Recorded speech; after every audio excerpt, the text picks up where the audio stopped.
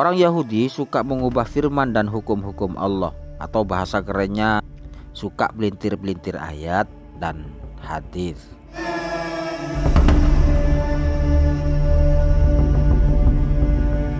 Amal munafikuna anapun tining orang-orang munafik.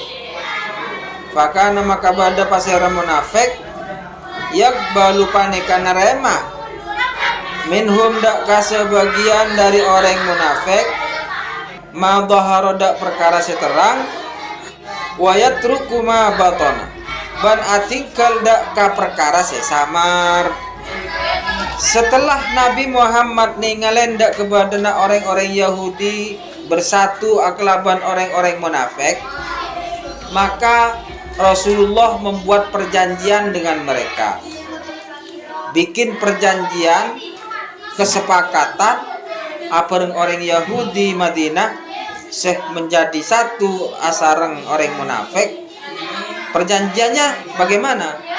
Agar supaya tidak saling menyerang, supaya tidak saling menyakiti, supaya tidak saling mengganggu, supaya saling memberikan kebebasan di dalam agama mereka masing-masing. Ini perjanjiannya. Sekelumit penjelasan tentang Yahudi Madinah. Di zaman Rasulullah SAW, orang Yahudi Madinah bersama orang-orang munafik pernah melakukan perjanjian kesepakatan dengan Nabi Muhammad untuk tidak saling menyerang, tidak saling mengganggu, tidak saling menyakiti.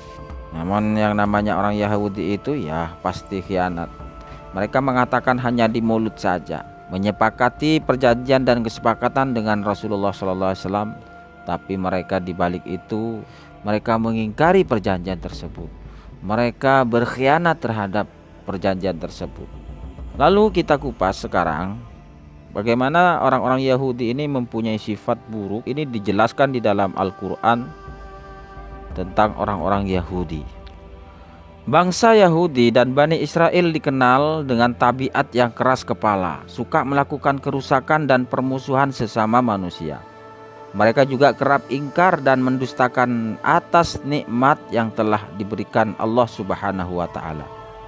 Dalam tafsir Ibnu Katsir disebutkan, orang-orang Yahudi adalah pengikut Nabi Musa alaihissalam, yaitu mereka yang berpegang kepada kitab Taurat di zamannya. Kata al-Yahudi diambil dari kata hawadah yang artinya kasih sayang, atau berasal dari kata at-tahawwud yang artinya tobat. Seperti yang dikatakan oleh Musa alaihissalam dalam firman-Nya, inna hudna ilaika, sesungguhnya kami kembali kepada engkau. Maksudnya kami bertaubat kepada engkau. Seakan-akan mereka dinamakan demikian pada asal mulanya karena tobat dan kasih sayang sebagian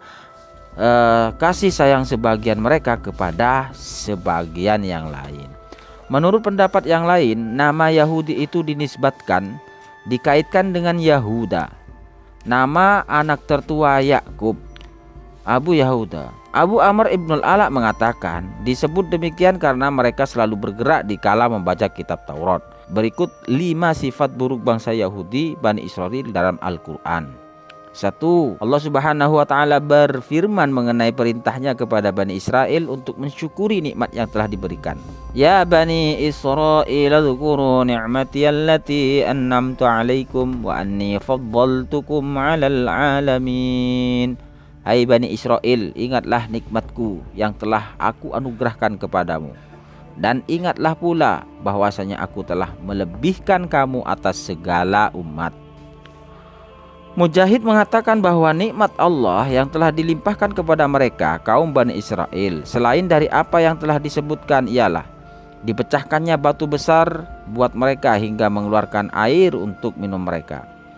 Diturunkan kepada mereka manna dan salwa, dan mereka diselamatkan dari perbuatan Fir'aun dan bala tentaranya. Abul Aliyah mengatakan bahwa nikmat Allah tersebut ialah dia dijadikan dari kalangan mereka banyak nabi dan rasul, dan diturunkan kepada mereka kitab-kitab samawi. Meski demikian, kaum Yahudi atau Bani Israel mengingkari dan mendustakan nikmat yang telah diberikan Allah kepada mereka. Lalu yang kedua, suka menantang Tuhan. Wa idh qultum ya Musa lan nu'mina laka hatta narallaha jahratan fa akhadhatkumus sa'iqatu wa antum tanzurun. Dan ingatlah ketika kamu berkata, hai Musa, kami tidak akan beriman kepadamu sebelum kami melihat Allah dengan terang. Karena itu kamu disambar halilintar sedang kamu menyaksikannya. Al-Baqarah ayat 55. Dalam ayat tersebut Allah berfirman bahwa setelah bangsa Yahudi disambar petir karena kecongkakannya, mereka lalu dibangkitkan supaya bersyukur. Allah Subhanahu wa taala berfirman, ingatlah akan nikmatku yang telah kulimpahkan kepada kalian, yaitu aku hidupkan kembali kalian sesudah kalian mati tertimpa halilintar. Ketika kalian meminta sebelumnya agar dapat melihatku secara terang-terangan, padahal hal tersebut tidak akan mampu kalian lakukan dan tidak pula bagi orang-orang seperti kalian. Demikian menurut tafsir yang dikatakan oleh Ibnu Jurayj. 3. Orang Yahudi suka melanggar larangan Allah dan Rasul. Sikap buruk kaum Yahudi dan Bani Israel yakni sudah melanggar larangan Allah. Wa idza akhadna mitsaqa bani Israila la ta'buduna illallah wa bil walidaini ihsanan wa dzil qurba wal yatama wal masakin wa qulu lin nasi husna wa aqimus salata wa atuz zakata thumma tawallaitum illa qalilan minkum wa antum mu'ridun.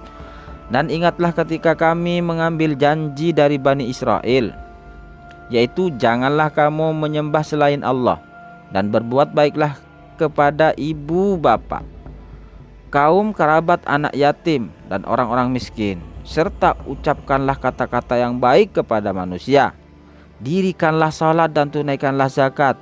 Kemudian kamu tidak memenuhi janji itu kecuali sebagian kecil daripada kamu, dan kamu selalu berpaling. Surat Al-Baqarah 83. Melalui ayat ini Allah mengingatkan kaum Bani Israel terhadap apa yang telah Dia perintahkan kepada mereka dan pengembalian janjinya atas hal tersebut dari mereka. Tetapi mereka berpaling dari semua itu dan menentang secara disengaja dan direncanakan, sedangkan mereka mengetahui dan mengingat hal tersebut. Sifat buruk orang Yahudi yang keempat, suka berkhianat. Sikap buruk kaum Yahudi Bani Israel lainnya terhadap bangsa lain maupun sesama Yahudi yakni suka berkhianat dengan janji mereka sendiri. Allah berfirman, wa idza akhadna mitsaqakum la tasfikuna dima'akum wa la tukhrijuna anfusakum min diyarikum thumma aqrartum wa antum tashhadun. Dan ingatlah ketika kami mengambil janji dari kamu, kamu tidak akan menumpahkan darahmu, membunuh orang, dan kamu tidak akan mengusir dirimu, saudaramu sebangsa dari kampung halamanmu. Kemudian kamu berikrar akan memenuhi sedangkan kamu mempersaksikannya. Surat Al-Baqarah 84. Apabila terjadi peperangan di antara kedua belah pihak, maka masing-masing berpihak kepada teman sepaktanya. Orang-orang Yahudi pun terlibat pula dengan peperangan ini hingga ia membunuh musuhnya. Dan ada kalanya seorang Yahudi membunuh Yahudi lain yang berpihak kepada musuhnya, padahal perbuatan tersebut diharamkan atas diri mereka menurut ajaran agama yang dinaskan oleh kitab Taurat mereka. Mereka mengusir musuh dari kampung halamannya serta merampok semua peralatan, barang-barang, dan harta benda yang ada padanya. 5. Tamak terhadap dunia. Walai yatamannauhu abadan bima qaddamat aydihim wallahu alimun bidzalimin. Dan sekali-kali mereka tidak akan mengingini kematian itu selama-lamanya karena kesalahan-kesalahan yang telah diperbuat oleh tangan mereka sendiri. Dan Allah Maha mengetahui orang-orang yang aniaya. Artinya mereka adalah orang-orang yang paling menginginkan usia panjang karena mereka mengetahui bahwa tempat kembali mereka sangat buruk dan akibat dari amal perbuatan mereka di hadapan Allah sangat merugi. Dunia ini bagaikan penjara bagi orang mukmin dan bagaikan surga bagi orang kafir. Mereka sangat menginginkan seandainya ditangguhkan dari kepastian hari akhir. Untuk itu mereka berupaya ke arah itu dengan semua kemampuan yang mereka kuasai. Akan tetapi apa yang mereka takutkan dan mereka hindari itu pasti akan menimpa diri mereka, hingga mereka lebih tamak kepada kehidupan di dunia ketimbang orang-orang musyrik, yaitu orang yang tidak memiliki suatu kitab apapun. 6. Mengubah firman dan hukum Allah. Sikap buruk Bani Israel dan kaum Yahudi, yakni mengubah firman dan hukum Allah Subhanahu wa ta'ala. Afatatma'una ay yu'minu lakum wa qad kana fariqum minhum yas'aun. Afatatma'una ay yu'minu lakum wa qad kana fariqum minhum yasma'una kalam Allah thumma yuharrifunahu min ba'di ma aqaluhu wa hum ya'lamun. Apakah kamu masih mengharapkan mereka akan percaya padamu, padahal golongan dari mereka mendengar firman Allah, lalu mereka mengubahnya setelah mereka memahaminya, sedang mereka mengetahui.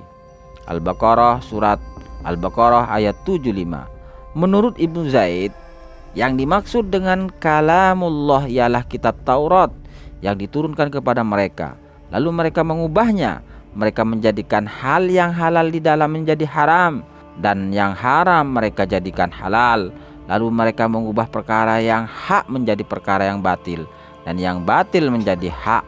Apabila datang kepada mereka orang yang berada dalam pihak yang benar disertai dengan uang suap, barulah mereka mengeluarkan kitabullah, kitab Taurat. Jika datang kepada mereka orang yang berada dalam pihak yang batil dengan membawa uang suap, mereka mengeluarkan kitab yang telah mereka ubah itu, sehingga dia berada dalam pihak yang benar. Wallahu a'lam bishawab. Wassalamualaikum warahmatullahi wabarakatuh.